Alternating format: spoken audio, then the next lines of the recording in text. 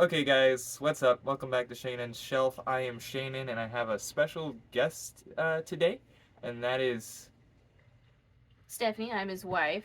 this is my wife, as she said, Stephanie. And I've tried to get her to make a booktube channel, but maybe she'll do it one day if she feels up to it. But she hasn't for now. But at least we kind of did like a buddy read together. We don't normally read the same type of stuff. I won't say whether I think she has bad taste or not. Just kidding. I actually think that lots of stuff she reads I would enjoy. I just tend to prioritize other things. But regardless, made sure to read something together, which I don't know if we've ever done I don't before. think so. We've been married almost 6 years and we've never done that before, so we I give it a think we try. read a marriage book together, Oh, like for one of my classes yeah, that I did. and there has been stuff that we've both read. Like we've read both the same books, like Longing for Home, and Yeah. we both read Pride and Prejudice, stuff like that. But we didn't read it like together necessarily. Uh, but either way, so today we're going to be talking about two books, two mystery books, and there's like 7 books in the series currently. She's read pretty much all of them. We're going to talk more about the first 2 because that's what I read, and I'm done with the series. Like I'm not reading anymore, and I don't want you to think that I'm done because the series is bad. I actually did enjoy myself. It's just I again have other books that I would like to prioritize. But that is the McGray and Frey mystery series. McGray.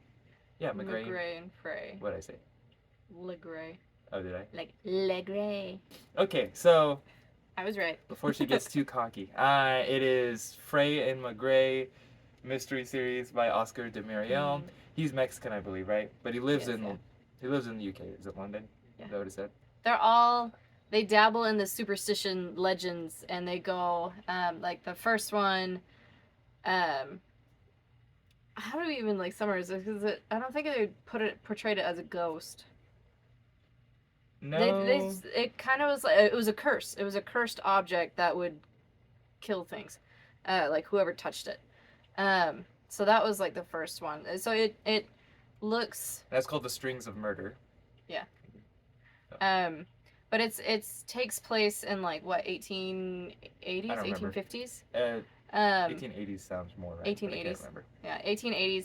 And it's two detective, one who does not believe in superstition, like he just no. And the other He's a prissy Englishman. Oh yeah. Yeah, it's pretty annoying. But and the other is like a really really rough and tumble guy that And he's a Scotsman. yeah, and he adores all things supernatural and definitely is a believer hands down. And so they solve unsolvable cases that might have a superstitious lens in it. That's like they're like detectives put on the back burner that they don't really like, but there's like this stuff that we can't explain this naturally, so I guess since the people care about this stuff, we'll let you guys do that unit. Yeah. And since we can't put you elsewhere just for whatever reason, there are reasons that they have you get at the very beginning of the first book for the and the Scotsman, which is McGray, I would definitely say he's more likable of a character. Is. But they have a fair enough dynamic. McGray definitely teases Frey a lot. Oh yeah. And Frey is one's a pompous windbag, the other's that rough and tumble, but endearingly so. Like they juxtapose to each other really well. Like they're yin to each other's yangs. I actually think that they could be better. Because you'd think that maybe McGray being that much more likable of a character, that maybe Frey would be that much, maybe a bit noticeably better as a detective, and I don't think he is. Like, they don't really do that at all. And so, in fact, he doesn't really try to balance Frey with McGray. It's just McGray's obviously the favorite, pretty much. And I feel like, I don't know, maybe someone likes Frey more than McGray.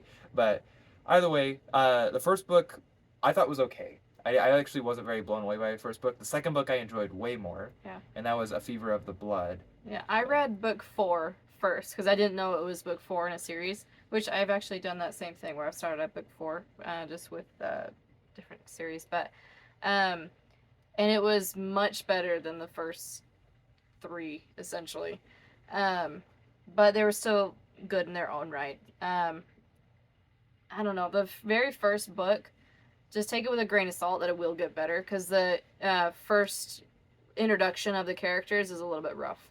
Yeah, and it's de Muriel's very first book, not just first book in the series. It's his first published book, so I think that's And they that's get pretty better. typical. Lots of times, as you read authors' works later in their career, they get better and better. In fact, the fact that The Fever of the Blood was that much better than his first book, and I assume The Fever of the Blood was just simply his second book ever published, and it was noticeably better. I enjoyed it way more actually. Uh-huh. I enjoyed the setting of the first one more because it takes place in Edinburgh, but in the second one takes place in northern Yeah. England. I can't remember exactly, but it was I didn't enjoy the sitting as much. And that one, the second one deals more with like witches, like witchcraft stuff. And Okay, so it varies every time. yeah, Like book 4 was vampires. I can't remember what book 3 was for some reason. I don't remember. I never read it, so was Anyways, it ghosts or something? Banshees maybe. no, that was book 5. Banshee was book 5. Okay. Either 5 or 6, but yeah, each has a different, what would that be? Not specter. Thing that moves the plot pretty much. A different Okay. supernatural element, pretty much. Yeah. So, And I do appreciate that. At least, not so much his first book, but I mean, it still has decent twists and turns that I can't really predict. I think my favorite of that series still is book 4, and it really, it made sense at the end. But as it was going, I even thought that I was being smart, and I was like, oh, I have this down pat. It's this person, even though it's not the obvious choice and everything. It's this, and I got switched up on me. So I do appreciate that he does that pretty well. Like I feel like some books have a tendency of their really really obvious choices. yeah, and that's actually something even though the first one I definitely didn't enjoy as much as the second one. With either of them, I haven't really known exactly who was going to be. In fact, both times when I assumed it was someone, ended up being someone else. But anyways, that kind of was because, at least with the first one, the character who it was not really, Introduced. yeah, wasn't introduced. Like, I feel like that's pretty standard. Yeah. I've never read Sherlock Holmes. In fact, understand that I don't read a lot of mystery. Oh, I do. And she reads more than I do mystery. So her opinion on this stuff compared to the rest of the genre is definitely more worthwhile. But regardless, It's the first time he's ever admitted that I might know more than he does. that is not the first time. First time on camera, First at least, time. probably.